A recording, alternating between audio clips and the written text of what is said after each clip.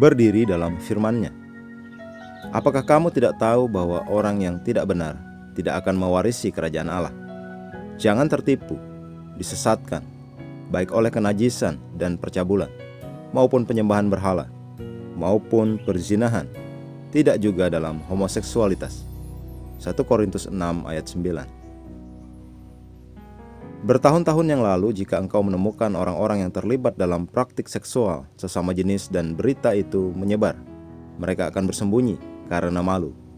Tetapi saat ini ada orang-orang yang mengatakan mereka berjuang untuk hak-hak orang homoseksual.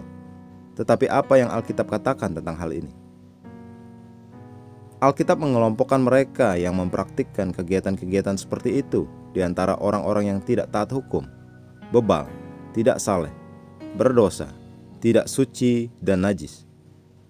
Akan tetapi kita tahu bahwa hukum Taurat itu baik jika orang menggunakannya sebagaimana mestinya, dengan kesadaran bahwa hukum Taurat tidak dibuat untuk orang benar, melainkan untuk pelanggar hukum dan pemberontak, orang fasik dan orang berdosa, orang yang tidak kudus dan duniawi, mereka yang membunuh ayah dan ibunya sendiri, pembunuh, orang asusila yang melakukan dosa seksual, homoseksual, penculik, pembohong, saksi dusta, dan siapapun yang melawan ajaran yang sehat, yaitu ajaran Injil yang mulia dari Allah, sumber berkat yang telah dipercayakan kepadaku.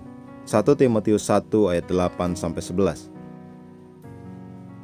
Homoseksualitas sudah ada sejak dari zaman Alkitab, dimulai dari kitab Kejadian. Alkitab dengan jelas mengutuknya. Inilah alasan mengapa di beberapa tempat mereka mencoba untuk menyingkirkan Alkitab dengan segala cara, tetapi itu tidak akan pernah terjadi. Bahkan ada pelayan-pelayan gereja yang mengatakan mereka adalah homoseksual dan membantu menikahkan sesama jenis lainnya. Berbagai negara telah membuatnya legal. Namun sebagai seorang Kristen, berdirilah di atas firman Tuhan. Jangan sama dengan dunia. Jangan melakukan apa yang dikatakan hukum sekuler atau politik. Lakukan firman Tuhan. Alkitab berkata, jangan mencintai atau menghargai dunia atau hal-hal yang ada di dunia. Jika seseorang mengasihi dunia, kasih kepada Bapa tidak ada padanya. Untuk semua yang ada di dunia, nafsu daging, keinginan untuk memenuhi kepuasan sensual, dan keinginan mata, pikiran-pikiran akan segala keserakahan dan keinginan, dan kebanggaan hidup, jaminan akan sumber daya sendiri, atau dalam stabilitas hal-hal duniawi. Ini tidak datang dari Bapa, tetapi berasal dari dunia itu sendiri. 1 Yohanes 2 ayat 15-16. Rencana musuh adalah memastikan engkau supaya berkompromi, tetapi jadilah cerdas. Terlepas dari semua kejahatan musuh, kita harus mentaati firman Tuhan. Dalam Yohanes 14-15 Yesus berkata, "Jikalau kamu mengasihi aku, kamu akan menuruti segala perintahku." Bukti kasihmu kepadanya adalah melakukan firman-Nya, dan firman-Nya membuat engkau menjauhkan diri dari dosa. Mari kita berdoa.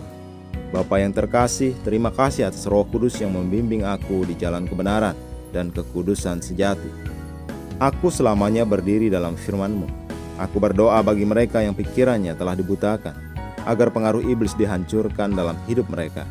Dan untuk selanjutnya, hati mereka terbuka untuk menerima kasih-Mu bagi mereka, dan dibebaskan dari kegelapan, masuk ke dalam kemenangan mulia anak-anak Allah. Dalam nama Yesus, amin.